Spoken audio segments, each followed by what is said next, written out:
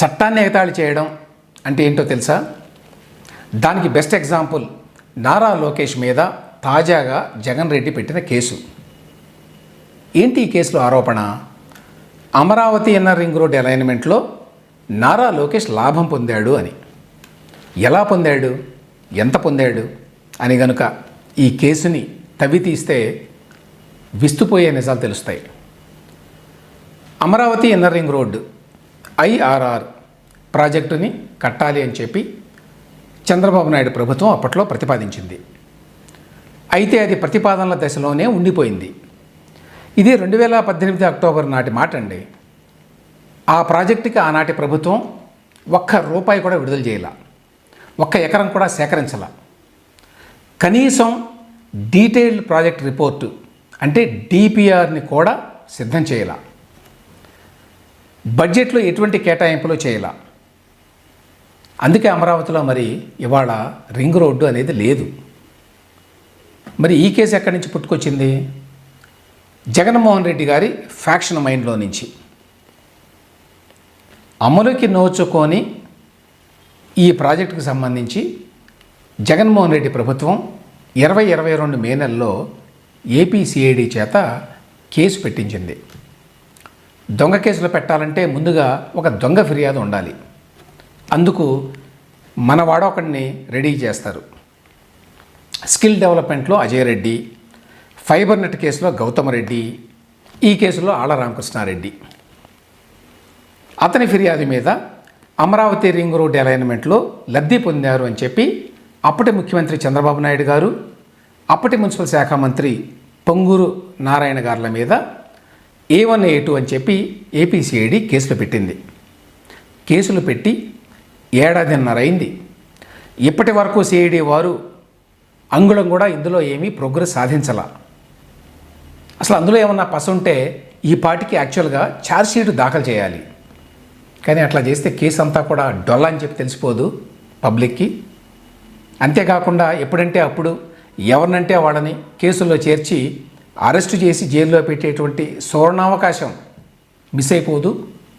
అందుకని ring road పేరుతోటి అవసరమైనప్పుడల్లా విచారణ పేరుతోటి ఎవరిని వేధించాలనుకున్నా సమాధి నుంచి బయటకు తీస్తారండి ఈ ఫైల్ని. ఇప్పుడు చంద్రబాబు కేసులో PT వారెంట్ కోసం అని చెప్పి, అదేవిధంగా ప్రతిపక్ష నాయకులందరినీ ఈ ఎన్నికలలోగా జైల్లో పెట్టేటువంటి ప్లాన్లో భాగంగా నారా లోకేష్ని ఇరికించడం కోసం ఇదే కేసుకి కొత్త మేకప్ వేశారు. ఇక అసలు విషయానికి వద్దామండి. ఇప్పుడు ఈ కేసులో నారా లోకేష్ని 14వ నిందితుడిగా చేర్చారు. ఆయనకి దీంతో ఏంటి సంబంధం? ఆయన అప్పట్లో మున్సిపల్ శాఖ మంత్రి కాదు. అమరావతి CRDA తోటి ఎటువంటి సంబంధం లేదు. అయితే CID వారి క్రియేటివిటీ అంతా ఇంత కాదు.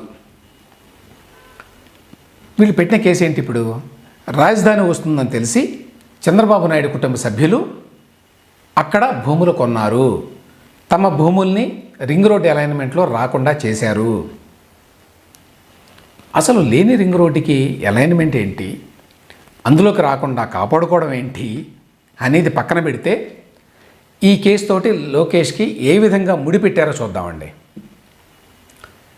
నారా లోకేష్ హెరిటేజ్ డైరీ కంపెనీలో డైరెక్టర్. 2015 తర్వాత ఆయన తెలుగుదేశం ప్రభుత్వంలో మంత్రి అయ్యారు. కాబట్టి అధికారంలో ఉండి తన కంపెనీకి లబ్ధి చేసుకోవడానికి హెరిటేజ్ పేరుతోటి భూములను కొన్నాడు. రింగ్ రోడ్డు అలైన్మెంట్లో రాకుండా చూసుకున్నాడు. తద్వారా తన భూములకి వేల కోట్ల రూపాయల విలువ పెంచుకున్నాడు. ఇదండి APCID వారు వండింది. కల్పన చాతుర్యం అంటే ఇదేనండి. చంద్రబాబు నాయుడు కుటుంబానికి హెరిటేజ్ డైరీ అనే వ్యాపారం ఉంది అనే విషయం రాష్ట్రంలో అందరికీ తెలుసు. ఆ హెరిటేజ్ కంపెనీకి లాభం చేకూర్చేలాగా ఈ IRR అలైన్మెంట్ని మార్చారంట. హెరిటేజ్కి రాష్ట్ర వ్యాప్తంగా భూములు ఉన్నాయి. వాళ్ళ చిల్లింగ్ సెంటర్ల ఏర్పాటు కోసం అని చెప్పి భూములు కొంటారు. అందులో భాగంగా గుంటూరు జిల్లాలో కూడా భూములు కొన్నారు. ఇంత చేసి వాళ్ళు కొన్నది 900 ఎకరాలు కాదండి, 9 ఎకరాలు. అది గ్రామీణ ప్రాంతంలో. రాజధాని ఎక్కడ వస్తుందో ముందే తెలుసు కాబట్టి ఈ భూములు కొన్నారంట. ఇది వాళ్ళ ఆరోపణ. ఇది ఒక పచ్చాబద్ధం. ఆ ప్రాంతంలో కొంత భూమి కొనాలని చెప్పి హెరిటేజ్ డైరెక్టర్లు మార్చి 2014లో తీర్మానం చేశారు. అప్పటికి ఎన్నికలు జరగలేదు, టీడీపీ అధికారంలోకి రాలేదు. ఆ భూమిని 2014 జూలైలో హెరిటేజ్ రిజిస్టర్ చేసుకుంది. అప్పటికి అమరావతి రాజధాని ప్రపోజల్ కూడా లేదు. అంతేకాదు ఈ భూములు రాజధాని అమరావతికి చాలా దూరంగా ఉన్నాయి. తుళ్ళూరుకి 20 కిలోమీటర్ల దూరం అయితే ఆ పాత అమరావతికి 30 కిలోమీటర్ల దూరంలో ఉన్నాయి. ఇక ఈ భూములను అసలు ఎట్లా కొన్నారో చూద్దామండి. 2014 మార్చిలో హెరిటేజ్ సంస్థ భూములు సేకరించాలని చెప్పి తీర్మానం చేసింది అని చెప్పాను. అందుకు అనుగుణంగా జూలై 1, 2014న కంతేరులో 7.21 ఎకరాలు కొనుగోలు చేసింది హెరిటేజ్. ఆ తర్వాత జూలైలో గిరిధర్ అనే వ్యక్తికి చెందినటువంటి 2.46 ఎకరాలు, లింగమనేని యూనివర్సిటీకి చెందినటువంటి 3.20 ఎకరాలు, ఎల్ఈపిఎల్ ప్రాజెక్ట్స్కి చెందినటువంటి 1.35 ఎకరాల భూమిని కొనుగోలు చేసింది బిట్లుగా. కానీ తర్వాత ఒక పరిణామం జరిగింది. లింగమనేని సంస్థల నుంచి కొనుగోలు చేసినటువంటి 4.55 ఎకరాల భూమి న్యాయపరమైన చిక్కుల్లో, వివాదాల్లో ఉన్నది అనే విషయం తెలిసింది. అప్పుడు ఆ ఒప్పందాన్ని రద్దు చేసుకోవాలని చెప్పి కంపెనీ తీర్మానించింది. ఈ గొడవలు ఉన్న ల్యాండ్ మనకు వద్దు అని. ఆ మేరకు రద్దు కూడా చేసుకున్నారండి. ఇక్కడ గమనించాల్సిన విషయం ఒకటి ఉంది. అప్పటికి టీడీపీ ప్రభుత్వం అధికారంలోకి వచ్చింది. అధికారాన్ని దుర్వినియోగం చేసి జగన్మోహన్ రెడ్డి గారి స్టైల్లో ఆ భూముల్ని తక్కువ ధరలో కొట్టేయచ్చు. కానీ హెరిటేజ్ ఆ పని చేయలేదండి. గొడవలో ఉన్న భూములు వద్దు మనకి అని చెప్పి వదిలేసింది. సో చివరికి హెరిటేజ్ సంస్థ కంతేరు గ్రామం దగ్గర కొనుగోలు చేసినటువంటి మొత్తం భూమి కేవలం 9.67 ఎకరాలు మాత్రమే. ఇక్కడ ఒక విషయం గమనించాలి. హెరిటేజ్ సంస్థ మార్కెట్ విలువ ఇవాళ 2,171 కోట్లు. వ్యాపార విస్తరణలో భాగంగా రాష్ట్రంలో చాలా చోట్ల హెరిటేజ్ కంపెనీ భూములు కొనుగోలు చేసింది. ఈ 9 ఎకరాలు వాళ్ళ వ్యాపారంలో చాలా చిన్న భాగం కాబట్టి ఇందులో పెద్ద మ్యానిపులేట్ చేయాల్సిన అవసరం కూడా వాళ్ళకి లేదు. ఇక అసలు ఈ భూమికి ఈ ప్రపోజ్డ్ రింగ్ రోడ్డుకి ఏంటి సంబంధం? ఆనాటి టీడీపీ ప్రభుత్వం అమరావతి అభివృద్ధిలో భాగంగా రింగ్ రోడ్డు కట్టాలని ప్రతిపాదించింది అని చెప్పాను. రింగ్ రోడ్డు డ్రాఫ్ట్ కూడా ఆ రోజున టీడీపీ ప్రభుత్వం విడుదల చేసింది. అందులో ఏ గ్రామాల్లో ఎక్కడెక్కడ ఏ సర్వే నంబర్లలో ఎంత భూమి సేకరణకు అవసరం అవుతుంది అనేటువంటి వివరాలు కూడా ఇచ్చింది. దాని ప్రకారం హెరిటేజ్ కంపెనీ కంతేరులో కొన్నటువంటి భూములను కూడా ఎక్వైర్ చేయాల్సి ఉంటుంది. ఈ మేరకి ఆనాటి తెలుగుదేశం ప్రభుత్వం గెజెట్ నోటిఫికేషన్ కూడా ఇచ్చింది. వీటిలో హెరిటేజ్ సంస్థ కొనుగోలు చేసినటువంటి 9.67 ఎకరాల భూమిలో 2.15 ఎకరాల భూమి కూడా ఉన్నది.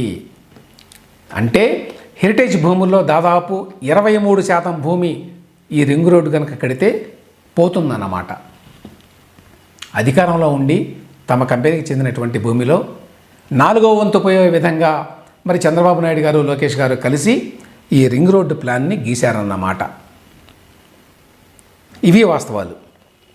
కానీ జగన్మోహన్ రెడ్డి గారి ప్రభుత్వం దీన్ని ఎట్లా తిమ్మిని బమ్మిని చేసి, నిజాల్ని దాచి, అబద్ధాలను కల్పించి, వెంట్రుక ముక్క ఆధారం కూడా లేకుండా నారా లోకేష్ మీద సడన్గా ఎట్లా A14గా కేసు పెట్టిందో చూడండి. రింగ్ రోడ్ నిర్మాణం జరగకపోయినా ప్రతిపాదిత అలైన్మెంట్లో ప్రత్యక్షంగా కానీ పరోక్షంగా కానీ ఎవరికి ఇంక్లూడింగ్ హెరిటేజ్కి లాభం చేకూరకపోయినా అటు చంద్రబాబు నాయుడు గారి మీద ఇటు లోకేష్ మీద గుడ్డెద్దు చేలో పడ్డట్టుగా ఎట్లా కేసులు బనాయించాలో చూడండి. గమ్మత్ ఏంటంటే స్కిల్ డెవలప్మెంట్ కేసులో సీమన్స్ ఎక్సలెన్స్ సెంటర్లు రాష్ట్రమంతా ఉన్నాయి. అవి ఇవాల్టి రోజున కూడా పనిచేస్తున్నాయి. అవి లేవు అని చెప్పి కేసు పెట్టారండి. అమరావతిలోనేమో రింగ్ రోడ్ నిర్మాణం అసలు జరగనే లేదు. అందులోనేమో చంద్రబాబు నాయుడు, లోకేష్ లాభపడ్డారని చెప్పి ఇప్పుడు కేసు పెట్టారు.